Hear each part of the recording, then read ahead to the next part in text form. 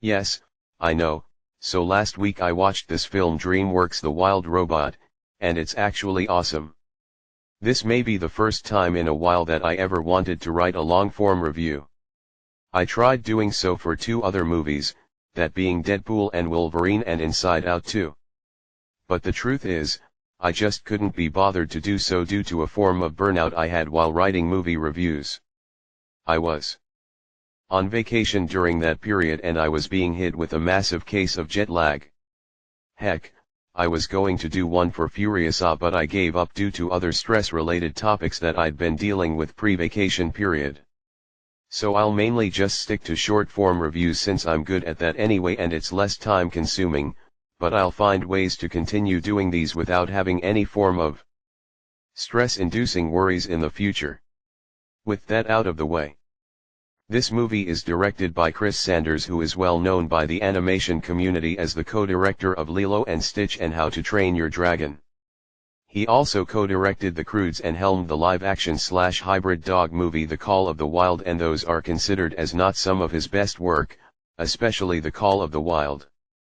The Wild Robot is more of a better version of that film and takes some of the best parts of his early work and amplifies it in a more modern twist.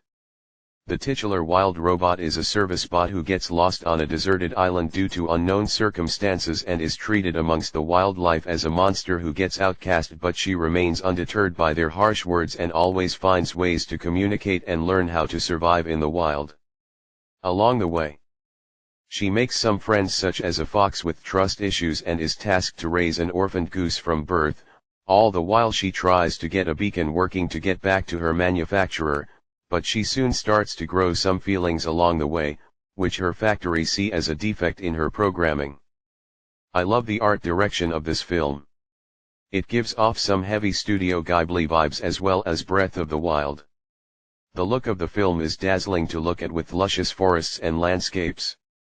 The design of Roz is cute and funny. She's like a mixture of Wall-E and Baymax and she can separate her parts in a similar vein to the Iron Giant.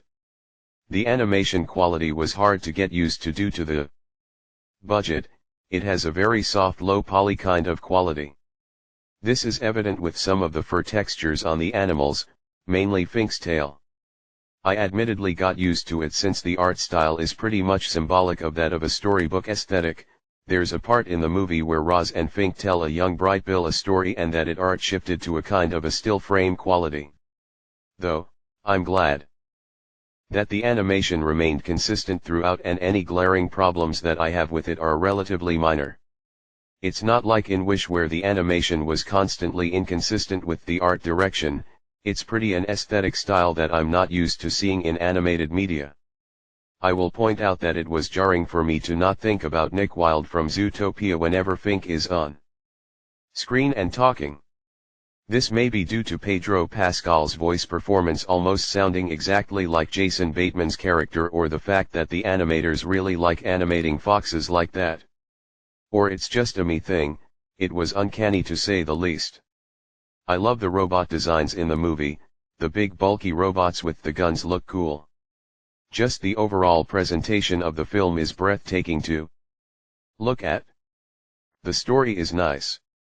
There were obvious themes of family and friendship but done actually rather well for this type of story.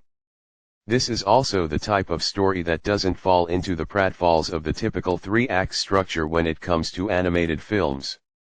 There is a liar reveal moment that happens halfway into the runtime but it's over and done with immediately after and proceeds into the next scene without any sort of consequence.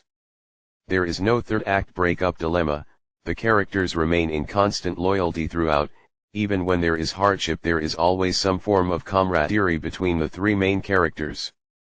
And it makes sense because they're pretty much a family of outcasts rather than a family by blood, and I'm glad they make light of that throughout, especially during the third act.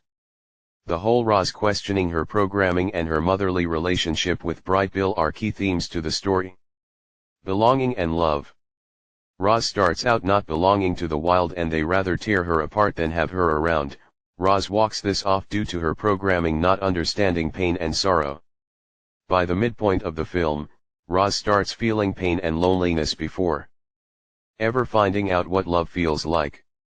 I'm always fascinated when robot characters in general media are treated with a level of sympathy. Jenny Wakeman, for example, is already an emotionally charged robot who understands feelings and emotion, but her antics are mainly done for laughs and her emotional journey is hardly even the focus of her life as a teenage robot. Roz is treated more with empathy in mind, and it plays well into such topics like wanting to connect with others and feel alive. In terms of the characters themselves, well, like I said, I love Roz and her developing journey to finding purpose and meaning in life.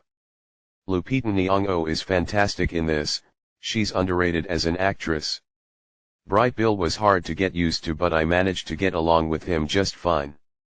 Fink is a great character who is mischievous but has issues, as evidence in a few scenes where he takes comfort in Roz's company. Pedro Pascal is such a treasure, that is all. Many of the animals in the cast started off being unlikable towards the characters, but by the time the film enters the third act they start becoming friendly, which is just natural progression. However, and this is just a mild criticism, I did not care for the main villain of movie.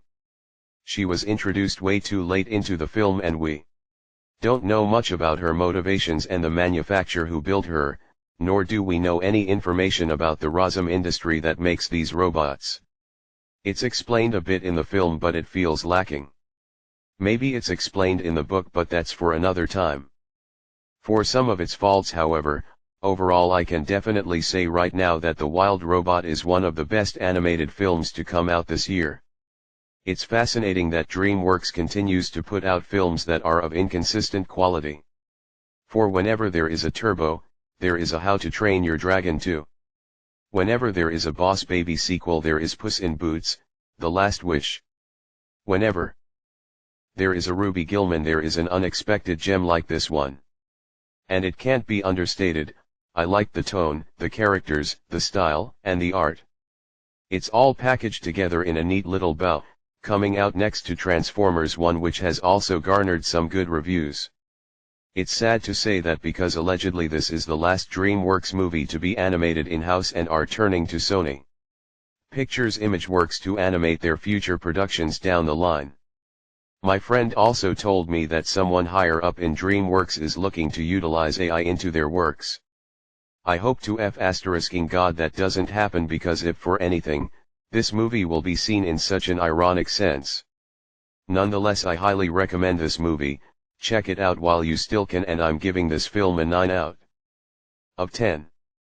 Let us know if the comments below, like, dislikes, subscribe, hit button notification. What's your opinion on this film? Or thanks for watching, see you later. Bye.